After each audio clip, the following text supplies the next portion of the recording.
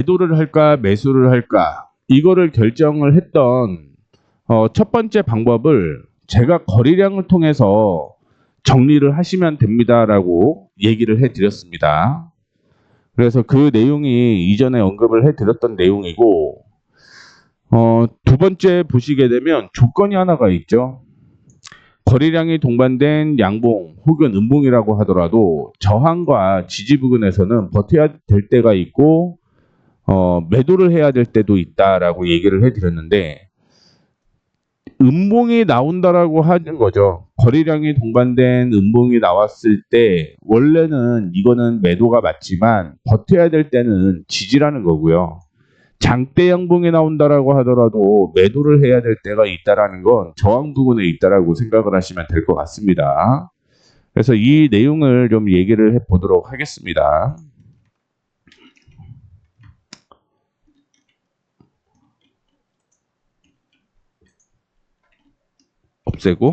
없애고 지지와 저항을 확인을 해봐야 되는데, 그냥 정의부터 얘기를 해드릴게요. 지지는 하락하다가 더 이상 하락하지 않는 선이 아니라 구간이라고 보시면 됩니다. 그러면 저항은 반대겠죠. 저항은 상승을 하다가 더 이상 상승을 하지 못하는 구간.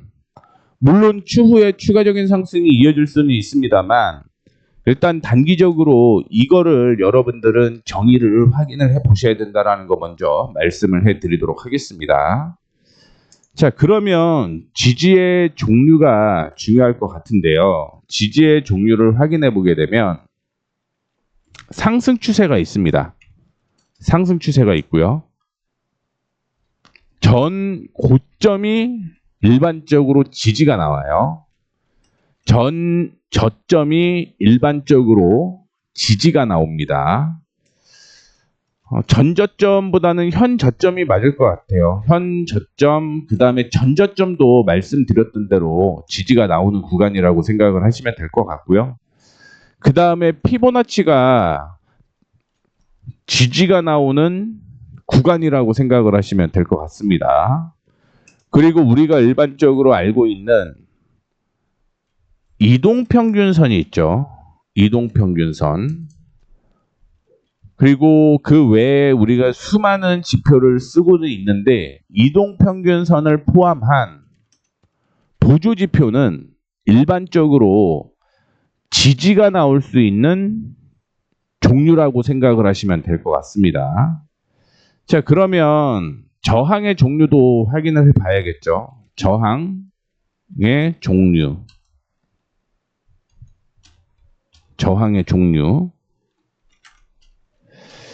저항의 종류를 확인해 보게 되면, 상승 추세가 이전에 지지였다라고 하면 하락 추세는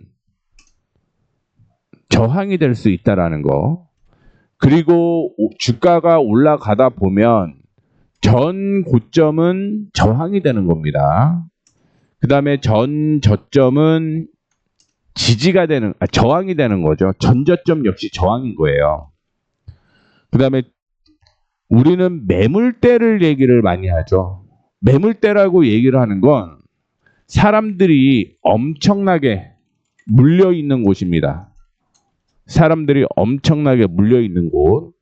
거기는 올라가면 일반적으로 개인들이 매도가 나오는 거죠. 내가 한 3개월 정도 버텼습니다. 아, 이제 본전 왔어요. 짜증나서 던진다라는 거죠. 그래서 매물대가 저항의 한 종류다라고 생각을 하시면 될 것 같고요. 앞서 제가 이동평균선을 언급을 해드렸는데, 이동평균선을 포함한 보조지표는 저항이 될 수가 있습니다. 그래서 이 종목들을 조금 생각을 하시는 게 좋을 것 같습니다. 이 종목, 그 다음에 이 흐름 확인을 해보시면 될 것 같습니다. 이 2라고 적어 놓죠. 자, 그러면 상승의 추세, 전고점, 현저점, 전저점, 피보나치 이 종목들이 왜 이렇게 지지와 저항이 되는지를 먼저 말씀을 해드리자면, 간단하게 지지는요, 하락을 하다가 더 이상 하락하지 않는 구간이라는 거죠. 하락을 한다라고 하는 건 주가가 음봉이 하나 나온다라고 가정을 한번 해보겠습니다. 음봉이 나와요. 블루. 음봉이 이렇게 나옵니다. 음봉이 나온다라고 얘기를 하는 건 어떤 의미냐? 매도가 매수보다 많은 거죠. 그렇지 않으면 음봉이 나올 이유가 없다라는 거죠. 그런데 여기에서 멈춰 섰다라고 하는 건 이제 매도할 사람들은 매도를 다 했고 매수할 사람들만 대기를 하게 되면 그때는 주가는 밀리지 않고 오히려 상승할 가능성이 있습니다.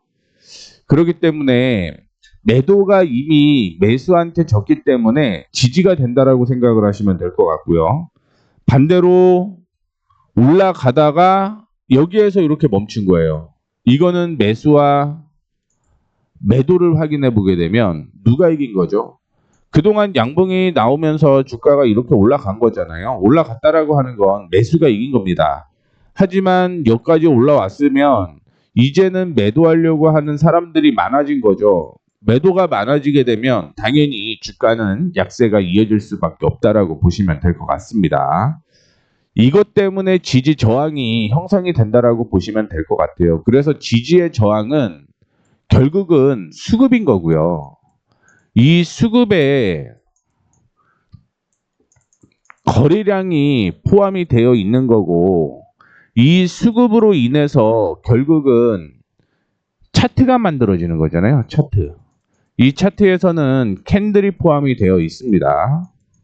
그래서 여러분들은 어렵게 이 종목이 언제 되고 어떻게 되고 그걸 떠나서 일단은 수급이 들어오는데 어떤 수급이 들어오는지를 체크를 해봐야 되는 겁니다. 어떤 수급. 이 수급의 내용은 추후에 다시 한번 언급을 해드릴게요. 우리는 중요한 건 그래서 캔들과 거래량은 실시간으로 움직인다라는 걸 체크를 하셔야 될 것 같고요. 그 외에는 이동평균선을 포함한 보조지표 이 내용 모두는 결국은 캔들과 거래량을 통해서 만들어지고 있기 때문에 후행성 지표라고 보셔야 돼요. 후행성 지표. 제가 차트와 거래량만 동반이 되어 있는 이유가 그 내용인 겁니다. 그래서 그냥 가볍게 제 차트를 한번 보여드리자면 저는 이동평균선 자체가 없죠. 그냥 순수 캔들만 있고요. 그 다음에 수급이 중요하다라고 했죠. 그래서 수급이 이렇게 포함이 되어 있는 거고요. 거래량 크게 실시간인 겁니다. 이 거래량 플러스 주가는 결국은 이게 거래 대금이 되는 거죠. 거래 대금. 그래서 다른 건 저는 필요 없다라고 보고 있습니다. 어차피 우리는 실시간으로 매매를 할 거기 때문에 차트에 저는 이것만 필요하다라고 생각을 하고 있어요. 참고해 주시면 좋을 것 같고요. 그래서 앞서 언급을 해드렸던 내용을 몇 개를 한번 확인해 보도록 하겠습니다.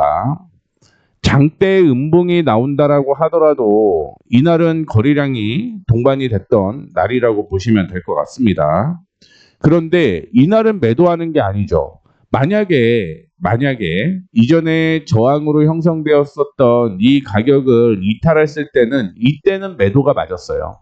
이때는 매도가 맞은 건데 쭉 조정을 받게 되면서 이전에 지지가 형성되었던 이 가격은 매도가 아니라 대기 상태인 거죠.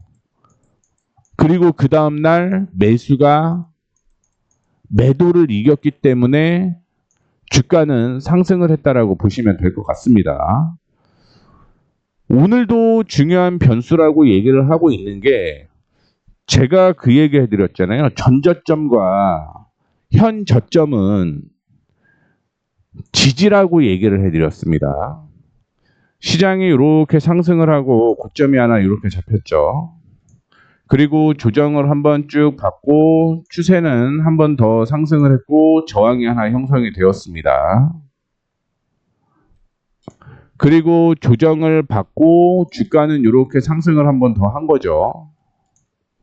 그리고 조정을 받고 주가 한 번 더 상승을 하게 되면서 상승 추세가 유지가 됐던 거고, 조정을 받고 이렇게 올라간 거죠. 이 사이에서는 아무런 의미가 없는 거예요. 그냥 박스권으로 이어질 가능성이 높다라고 보고 있는 겁니다. 자, 그러면 현재의 저점은 여기가 되는 거예요. 그래서 현재의 저점은 지지가 된다라고 얘기를 해드리는 거고요.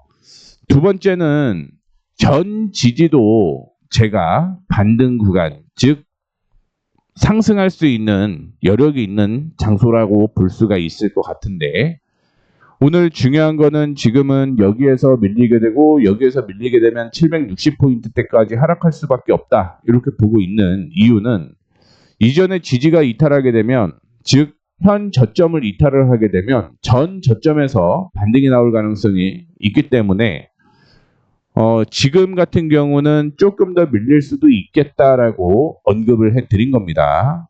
수급 확인해 보시게 되면 기관 외국인 확인해 봤을 때 기관과 외국인의 수급은 좀 다르기는 했습니다. 그런데 현재 단기적인 수급을 따라가는 건 기관이다라고 생각을 하셔야 돼요. 기관이 이쪽부터 매수하면서 올라갔고 매도를 하게 되면서 떨어진 거죠. 그러면서 지금 제가 가장 큰 걱정이 뭐냐면, 시장이 이렇게 하락을 했어요.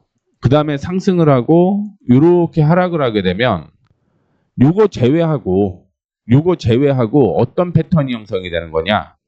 헤드앤숄더가 나오는 거죠. 헤드앤숄더. 이 헤드앤숄더가 완성이 된다라고 하면 그 다음부터는 주가 이미 많이 올라왔다라는 거 알고 계실 거예요. 그러면 하락 전환이 되는 거기 때문에 지금 만약에 제가 760포인트를 이탈을 하게 되게 되면 제가 드렸던 종목들 전체적으로 비중 축소해야 됩니다. 혹은 비중 축소를 하는데 이 종목은 그냥 손절 칩시다라는 얘기를 해드릴 수가 있어요. 다만 지금은 어떤 반등이 나올지, 앞서 언급을 해드렸던 박스권으로 유지가 될지 아니면 추세가 완벽하게 하락 전환이 될지는 모르기 때문에 비중 축소만 지금 하고 대기를 하고 있는 겁니다. 시장이 올라가야지만 추가 매수를 할 수가 있는데 현금이 없으면 살 수가 없잖아요. 단가를 낮출 수가 없기 때문에 오전에 제가 비중 축소 의견을 제시를 해드렸습니다. 다음으로 코스피도 한번 보시죠. 시장이 이렇게 상승을 하는 거죠. 그리고 조정을 받고 쭉 상승을 하고 조정을 한번 받고 쭉 상승을 하고 전 고점이 하나 형성이 됐던 거고, 그 다음에 조정을 받아주고 있는 거죠. 조정을 이렇게 받아주고 있고 저점이 하나 형성이 된 거고, 추세가 상승으로 쭉 유지를 하다가 고점이 하나 잡혔었고, 그 다음에 조정을 받고 올라갔다가 조정인 거죠. 이때는 사실은 좋지는 않았습니다. 리스크 관리를 굉장히 많이 해야 될 순간이라고 생각을 했고요. 그 다음에 다행인 게 여기에서 이렇게 반등이 나오면서 올라갔는데 이전의 고점을 저항으로 형성을 하게 되면서 돌파하지 못하는 모습이 나왔고요. 지금은 또 한 번 약세가 이렇게 이어지고 있습니다. 이것도 어떤 패턴이 형성이 되고 있는 거죠? 보시다시피 헤드앤숄더가 형성이 될 가능성이 있다라는 것 때문에 지금부터는 저는 긴장을 하고 있습니다. 리스크 관리를 해야 되는데, 자, 그러면 여기에서 버틸 종목은 뭐고 던져야 될 종목은 뭔가, 요거를 지금 고민을 하고 있고요. 그 중에서 저는 버텨야 될 종목이 있다라고 생각을 하고 있고요. 매도를 해야 될 종목이 있다라고 얘기를 했는데, 이거는 역시 지지와 저항을 통해서 확인을 하고 있는 거고요. 기본적으로 종목 세팅은 실적주가 세팅이 되는 거죠. 이 실적주도 그냥 실적이 좋아지는 건 조금 애매할 수 있겠다라고 생각을 하고 있습니다. 그래서 제가 대표적으로 어떤 종목을 관심 있게 보고 있냐면 LG이노텍은 저는 떨어진다라고 하더라도 이거는 계속 지분을 늘려가야겠구나라고 생각을 하고 있습니다. 그 이유는 역시 3분기 실적이 큰 폭으로 증가를 하기 때문이에요. 이전 실적을 한번 확인해 보도록 하겠습니다. 2024년 2분기, 3분기, 4분기, 그리고 2055년 3분기, 4분기, 죄송합니다. 1분기, 2분기, 3분기, 4분기까지인데 3, 4분기에서 엄청나게 좋아지잖아요. 그리고 2024년의 실적을 다 뛰어넘는 모습을 보여주고 있습니다. 그래서 LG노텍은 종목이 밀리면 요거는 더 추가 매수를 해야겠구나라고 생각을 했던 종목이라고 보시면 될 것 같고요. LG노텍의 경우는 12만 1,000원부터 시작을 해서 쭉 상승하는 이 추세가 만들어졌다라고 보시면 될 것 같습니다. 물론 그 전에 추세 요것도 한번 더 확인은 해 보셔야 될 것 같은데 이렇게 보면은 15만 원에서 15만 4천 원, 15만 5천 원에서 15만 4천 원을 이탈하지 않으면 이 종목은 흐름이 살아 있다라고 보시면 될 것 같고요. 그래서 오전에 제가 종목을 샀다라고 아마 말씀을 드렸을 텐데 그 종목 중에 하나가 LG노텍이 되는 거예요. LG노텍이.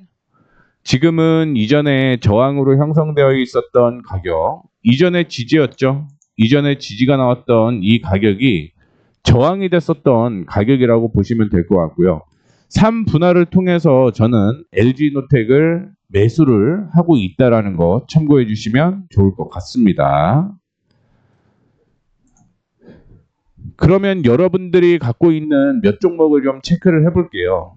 아마 오전에 제가 녹화해 놓은 걸 보신 분들은 아실 텐데 두산에너빌리티를 볼게요.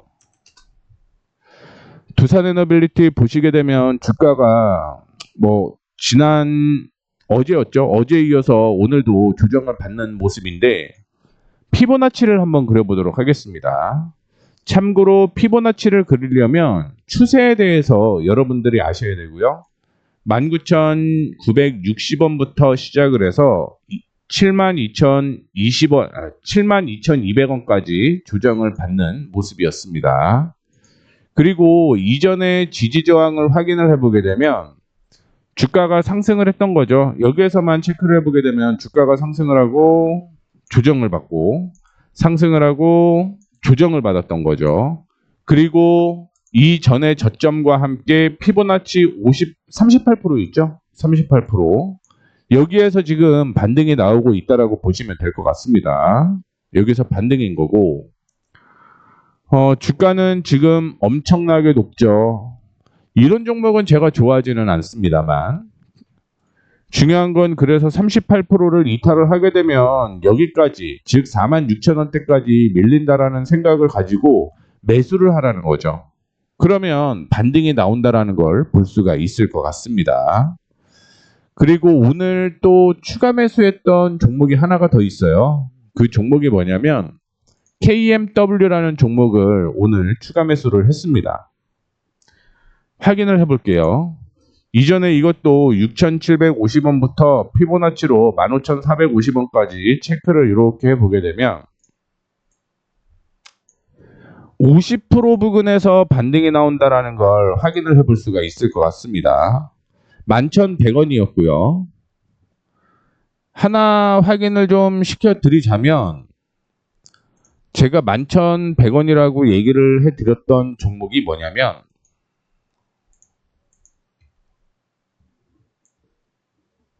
보여드릴게요. 이거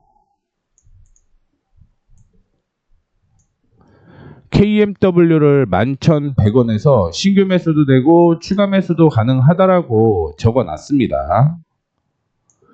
그 이유가 피보나치가 형성이 되어 있었던 가격이 11,200원이었고요. 조정을 받게 되면 여기까지는 조정받을 가능성이 있다라고 보고 있습니다. 10,000원. 그래서 10,000원에는 저는 추가 매수를 한 번 더 할 생각으로 11,100원에 매수를 했는데 반등 나오는 그런 흐름이 나오기 때문에 일단은 뭐 소폭 플러스로 전환이 되고 있는 모습입니다. 제가 이전에 여러분들한테 언급을 해드렸던 종목이 테크윙이었는데요. 테크윙을 확인해 보시게 되면 역사적으로 저점이 형성되었던 가격, 이 가격이었다라는 거죠.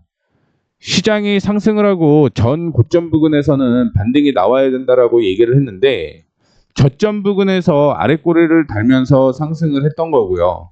원래 반등은 29,000원 부근에서 반등이 나왔어야 되는데 이때는 매도가 안 됐던 거죠. 왜 매도가 안 됐었냐? 하락하는 추세가 있었기 때문이에요. 지지였기 때문입니다. 근데 어제 시장 안 좋으면서 지지가 나왔었고 오늘은 이 지지를 이탈을 했기 때문에 비중 축소를 했던 거고 지금 만약에 테크윙을 들고 있다면 26,500원 전후가 지지로 또 형성이 되어 있잖아요. 이걸 이탈하게 되면 현금화를 해야 되는 겁니다. 왜냐하면 그 다음에 조정이 나올 곳은 22,500원입니다. 앞으로 한 15% 더 빠져야 돼요. 그래서 비중 축소 의견을 제시를 해드렸다라는 게 첫 번째인 거고요. 두 번째는 시장이 만약에 버티려고 하더라도 앞서 제가 종목 AS 하는 방법 중에 하나가 거래량이 동반되지 않으면 이 종목은 버텨야 되는 건데 현재는 거래량이 동반되면서 눌리고 있는 거죠. 즉 거래가 동반되면서 음봉이라고 얘기를 하는 건 매도가 이어지고 있다라고 해석을 하시면 될 것 같습니다. 자, 그 다음에 JNTC를 제가 또 정리를 일부 하자라고 얘기를 해드렸는데 이것도 역시 확인을 해보게 되면 지금은 줄이는 게 아니라 대기하고 있는 게 맞다라는 말씀 드리도록 하겠습니다. 왜냐하면 이전에 저점으로 형성되었고 고점이 이렇게 있었죠. 그 다음에 구간으로 보게 되면 16,000원 살짝 깨지면 올라올 가능성이 있어요. 그리고 박스권으로 지금은 진행이 되고 있는 거죠.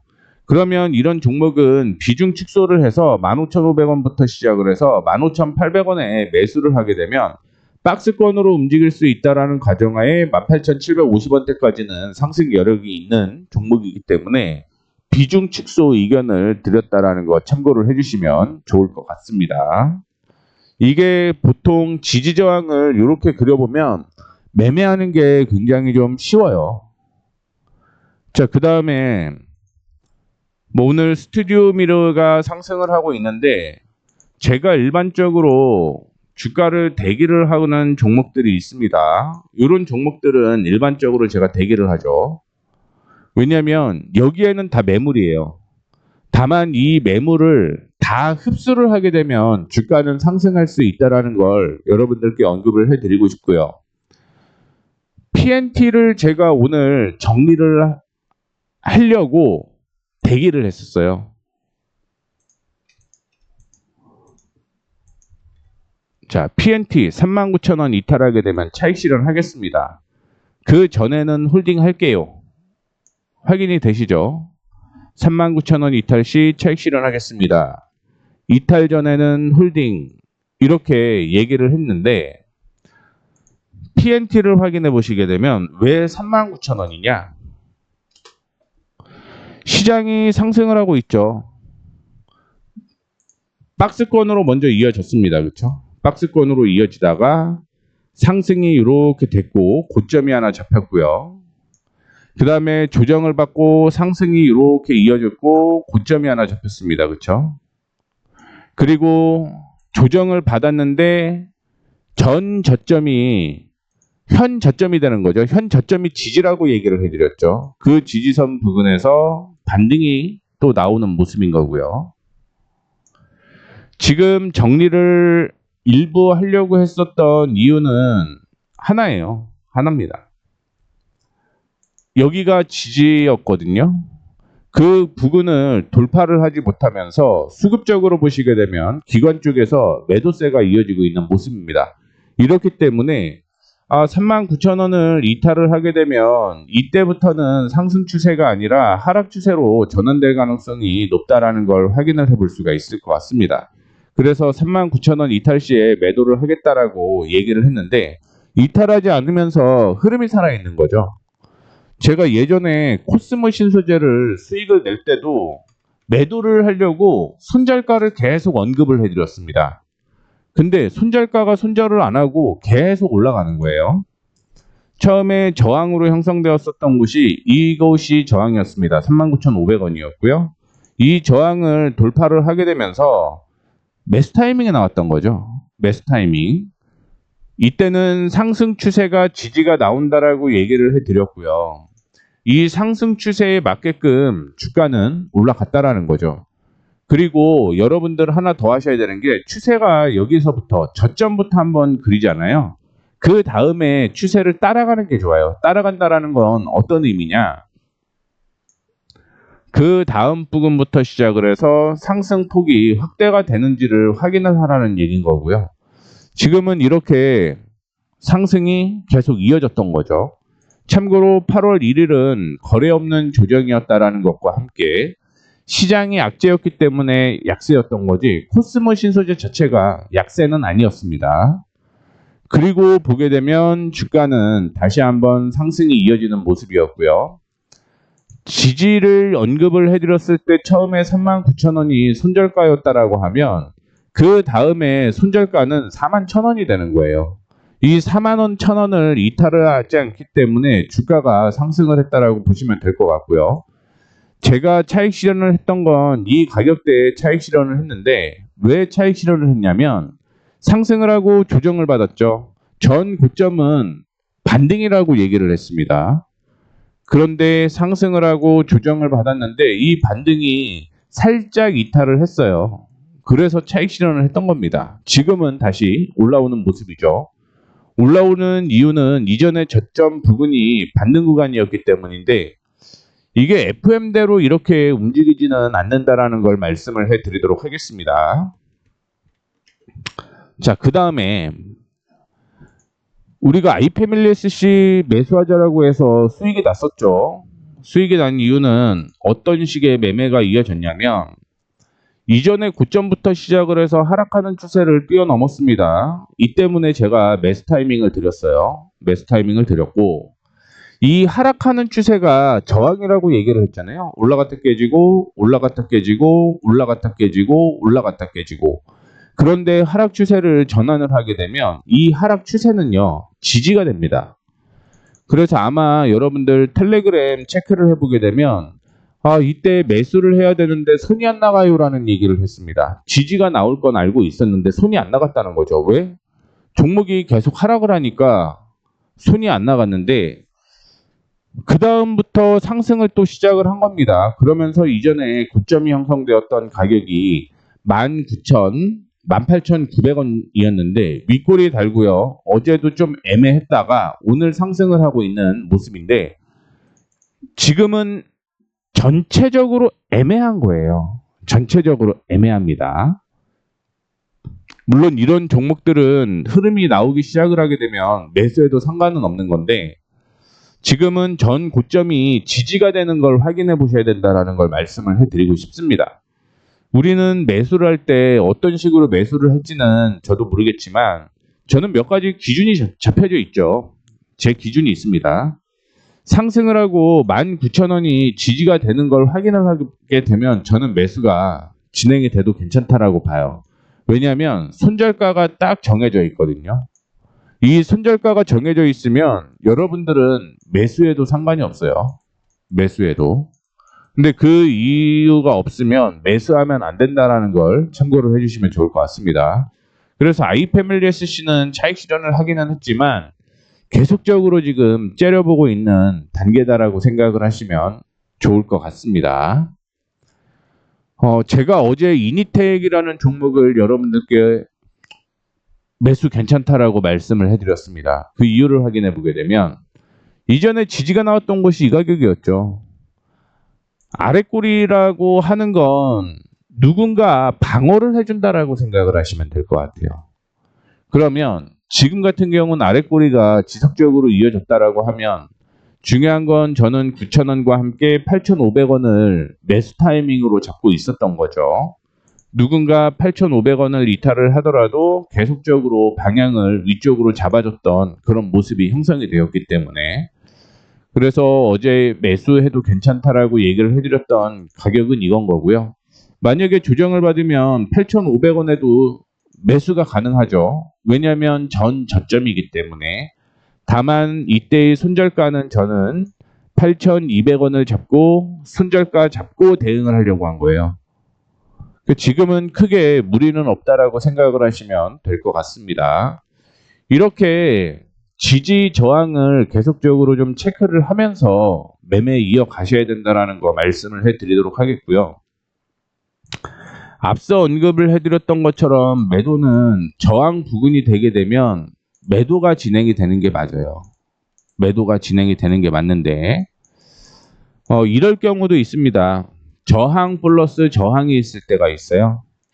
전 고점 혹은 추세가 겹치게 되면 이때는 무조건 매도가 맞습니다. 최소 비중 축소라도 해 놓는 게 맞아요. 다만 매수를 할 때는 지지가 최소 2개 이상 겹칠 경우 저는 이때는 매수라고 보고 있는 거고요. 제가 오늘 매수했던 종목들은 다 이런 흐름이 나왔다라고 생각을 하시면 될 것 같습니다. 그래서 매수 매도 하는 방법에 대해서 말씀드리고, 지지선 이탈하게 되면 이탈 시 매도하는 겁니다. 지지선 이탈 시 매도. 그러면서 지지의 종류를 말씀을 해드렸고요.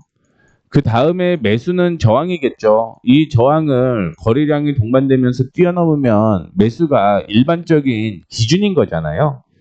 이 저항의 종류를 얘기를 해드렸고요. 이 종류에 따른 매매 방법에 대해서 말씀을 해드렸습니다. 이 점 참고를 해주시면 좋을 것 같고요. 지금 제가 2시부터는 이전에 올라갔던 종목들이 있죠. 그런 종목들이 오늘은 조정을 받을 수밖에 없잖아요. 그 조정을 받는 것 중에서 요거는 매수가 되는 이유, 요거는 매수가 안 되는 이유를 구분을 좀 해드리도록 하겠습니다. 한 20분 정도 쉬었다가 저는 2시에 다시 찾아뵙도록 하겠습니다.